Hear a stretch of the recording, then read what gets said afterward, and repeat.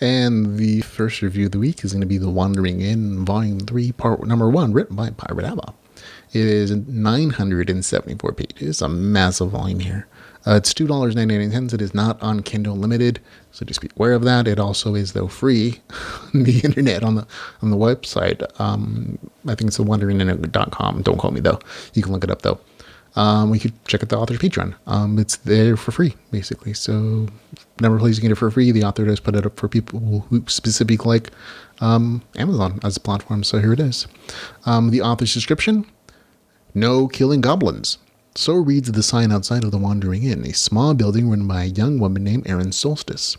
She serves pasta with sausage, blue fruit juice, and dead acid flies on request, and she comes from another world, ours. It's a bad day when Erin finds herself transported to a fantastical world and nearly gets eaten by a dragon. She doesn't belong in a place where monsters attacks are a fact of life and where humans are one species among many. But she must adapt to her new way of life or die. In a dangerous world where magic is real and people can level up and gain classes, Erin Solstice must battle somewhat evil goblins, deadly rock crabs, and hungry necromancers. She's no warrior, no mage. Erin Solstice runs an inn. She's an innkeeper. Okay, and so I think that's just the standard novel description for all the volumes. I don't think the author's changed that at all. The Wandering Inn is a serial story that's published online and again collected together for novels published on Amazon. It's the reason it's not on Kindle Unlimited. But because of that format, there isn't always a cohesive plot throughout the novel. Instead, you get breaks from the main series characters and their adventures for fascinating novella-length story arcs with one-off characters that may become something more later, as was the case with Ryoka, the writer in the story. This may annoy some readers who prefer the traditional three-act structure, but I adore every single chapter as the storytelling is gripping and the short story breaks add so much great world building. And they're not really short story length. They're because this is such a massive volume of pages, over 974, I believe. These stories, they're novella-sized, stories in them. So they could each individually be published, but they're structured so that they kind of interweave with each other with one big section with one particular character and then a break to a different character that you're familiar with and then back to some other character.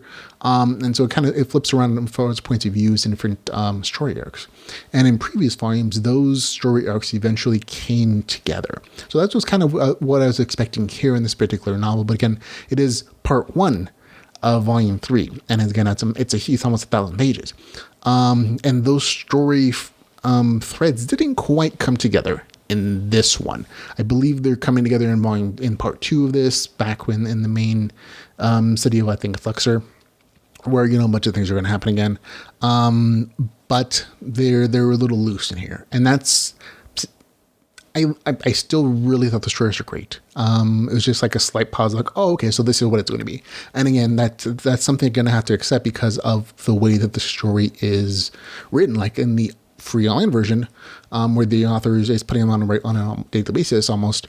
The story is already up to volume 7, and so these are all stories arcs the author's already completed, and they're just revising and publishing on Amazon. And so the author already knows where everything's going, and so they're cutting these story arcs in some way that's going to be at least partially satisfying in showing some kind of arc. But at the same time, not being too big a volume, because if the author put out the entire 3rd volume at once, you get 2,000 words, and that's a massive amount for anybody. It might be more than most people are going to go through, except for nerds like me. But again, each individual story, whether it's with the main characters who are in the main arc, Erin, the innkeeper, or somebody else, or new characters which are introduced, and there are a couple in this volume. Each story is just well thought out. It's well speculated. It weaves in the RPG mechanics from the world building so well. And the storytelling is just wonderful. I really do enjoy this entire series. In this particular series, I think my favorite story arc was for a doctor. And again, all the titles Doctor and Keeper are all game mechanic titles, classes. And this story took the kind of concept of what it would be like to be a medical student sent to a fantasy RPG world. The character doesn't have magical healing powers or medical knowledge, only her medical knowledge and her own version of the Hippocratic Oath, and more practice on the wounding than she ever imagined. it was this like great speculative story that combined the RPG skill gaining of I want to say healer because that had infers magical powers that, and the character definitely does that, with a kind of World War One war situation where there's like wounded after wounded after wounded coming through, and she has limited resources to try to get them through it. And I just love that combination of that kind of rapid class growth that didn't depend upon magic, but still gave you like this reasonable RPG class growth that improved your skills as a doctor. And I thought it was like for me at least, the best kind of novella in this volume of the story. But all the other arcs in the story are still very interesting. They're well told, and again, was a little just off when I realized, these aren't going to come together yet, because it is a part one. They're probably going to go into part two.